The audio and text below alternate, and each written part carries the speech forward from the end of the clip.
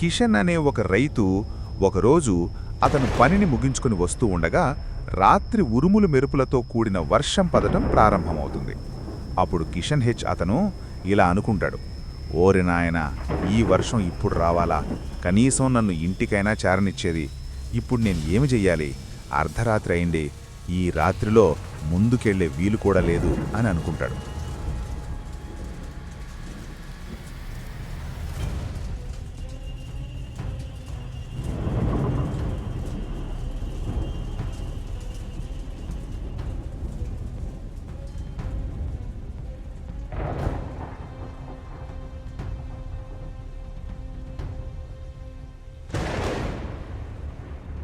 కిషన్ అలా వర్షంలో గజగజ వణుకుకుంటా ముందుకు వెళ్ళగా అతనికి ఒక చిన్న గుడిసె కనిపిస్తుంది.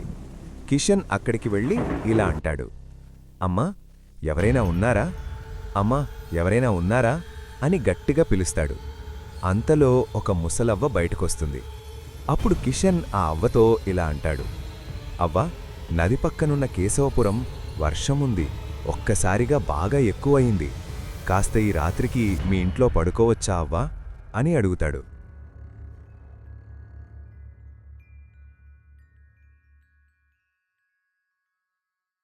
అప్పుడు ఆ ముసలవ్వ కిషన్తో ఇలా అంటుంది, దానిలో ఏముంది నాయనా, సరే వర్షం తగ్గక వెళ్ళు, రా వచ్చి పడుకో నాయనా అని అంటుంది.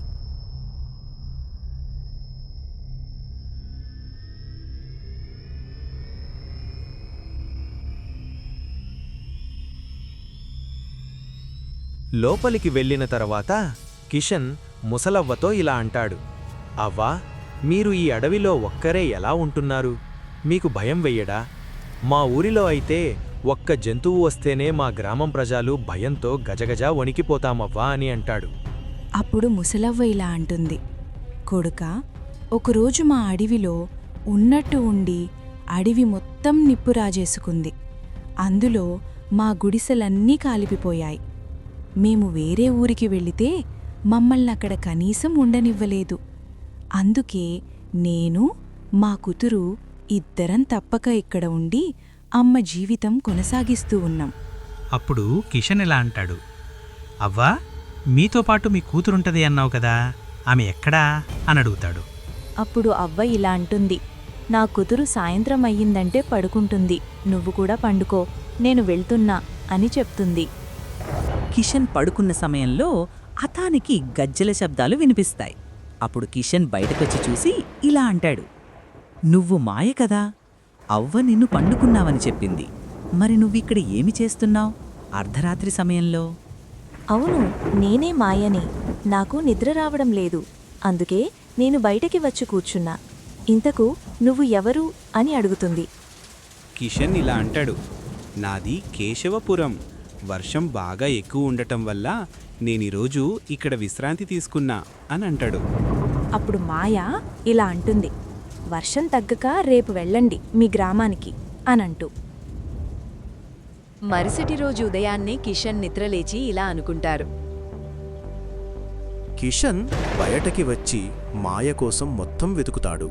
కిషన్ అలా ఎంత వెతికినా కూడా మాయ ఆయనకు ఎక్కడా కనిపించాది.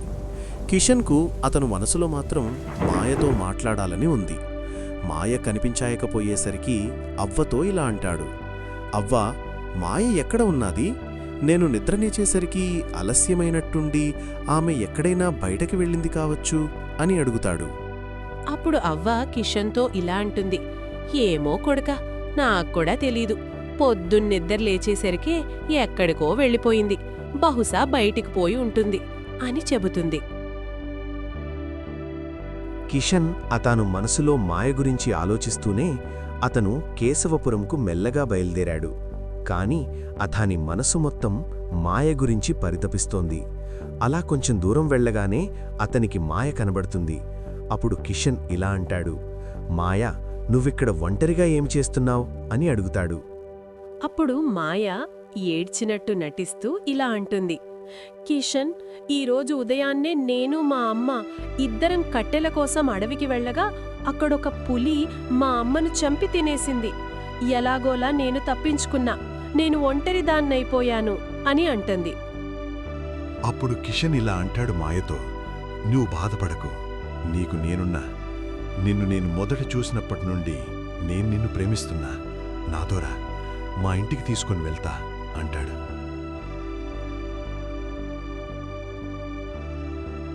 కిషన్ అలా మాయతో మాట్లాడుతూ వెళ్లేసరికి అతను కేశవపురం చేరుకునేసరికి సాయంత్రమవుతుంది.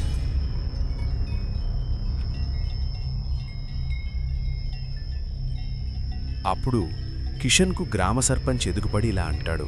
ఏరా కిషన్, 2 రోజుల నుంచి ఎక్కడికి వెళ్ళావు? అసలు కనిపించలేవు. ఎడ్ల బండి లోపల ఎవర్రా ఆమె? నేనింతకుముందు ఎన్నడూ ఆమెను మన గ్రామంలో చూడలేదు అని అడుగుతాడు. అప్పుడు కిషన్ సర్పంచ్తో ఇలా అంటాడు. సర్పంచ్ గారు, నేను వర్షం బాగా పడటం వల్ల రాలేకపోయాను. అడవిలో చిక్కుకున్నా. నాకు వీళ్లే ఆశ్రయమిచ్చారు. ఈమె నా మిత్రులు మాయ. దయచేసి ఆమెని మన ఊరికి స్వాగతించండి అని చెబుతాడు.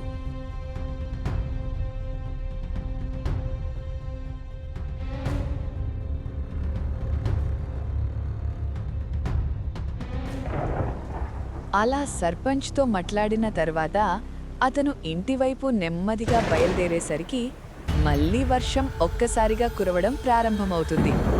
ఆ వర్షంలోనే కిషన్ మరియు మాయ ఇద్దరూ ఇంటికి లోపలికి వెళతారు.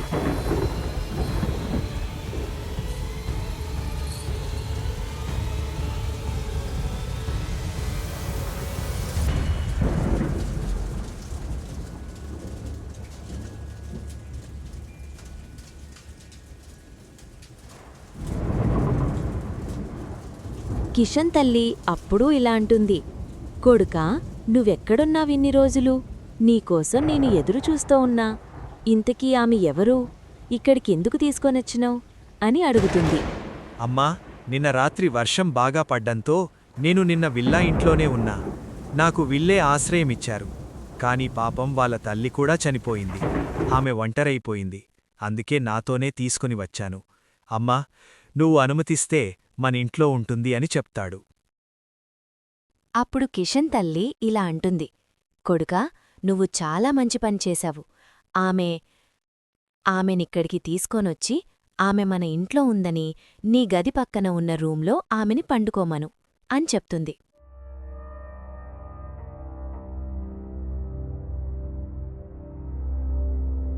అలా రాత్రి నిద్రపోతున్న కిషన్కు మళ్లీ అదే గజ్జల శబ్దాలు వినిపిస్తాయి.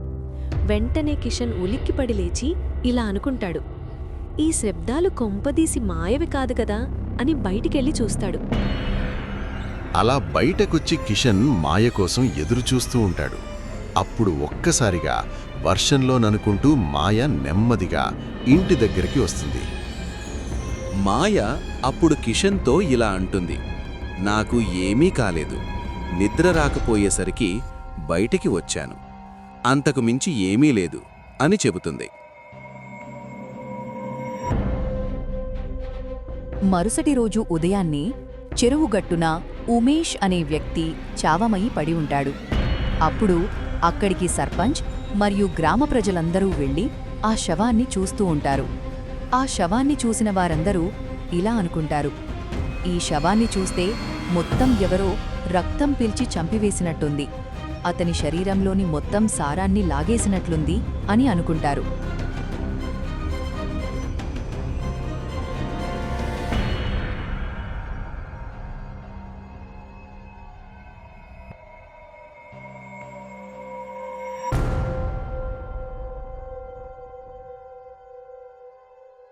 మాయ అలా రోజూ అర్ధరాత్రి కాగానే మాయ గ్రామంలోని మందిని చంపి అధాని రక్తం నీ కంకలకు బలిచ్చి మిగిలిన రక్తం నీ మాయ తాగి దాన యవ్వనాన్ని రోజు రోజుకు రెట్టింపు చేసుకొనేది.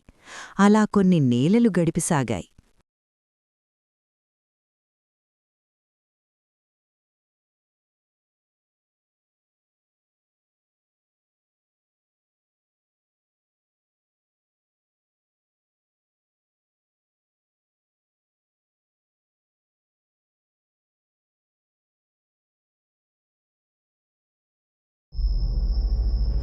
ఒకరోజు కిషన్ ఎలాగైనా ఈ హత్యలు ఎవరు చేస్తున్నారో కనుక్కోవాలని మాయని వెంబడిస్తూ ఊరి పొలిమరకు చేరుకుంటాడు. కిషన్ చెట్టు పక్కలో నత్తుక్కొని మొత్తాన్ని గమనిస్తూ ఉంటాడు. అప్పుడు మాయ గ్రామంలోని ఒక వ్యక్తిని చూస్తూ ఉండగానే అతనిని రక్తం పీల్చి చంపివేస్తుంది. ఇదంతా గమనిస్తున్న కిషన్ ఒక్కసారిగా షాక్కి గురవుతాడు.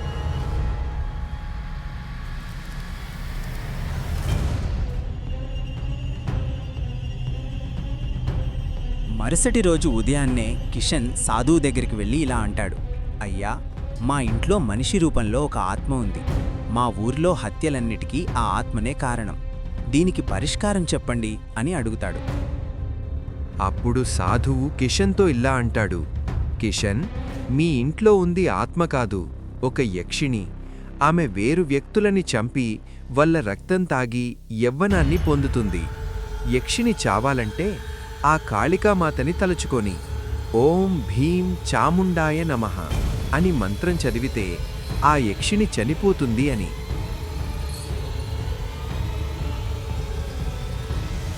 అదే రోజు రాత్రి కిషన్ సాధువు చెప్పినట్టు దయ్యం దగ్గరికి వెళ్ళి ఇలా అంటాడు, నువ్వెవరో నాకు తెలిసిపోయింది, చూడు, నిన్నేమి చేస్తానో చూడు అని. కళికమా మంత్రం చదవడం మొదలు పెడతాడు.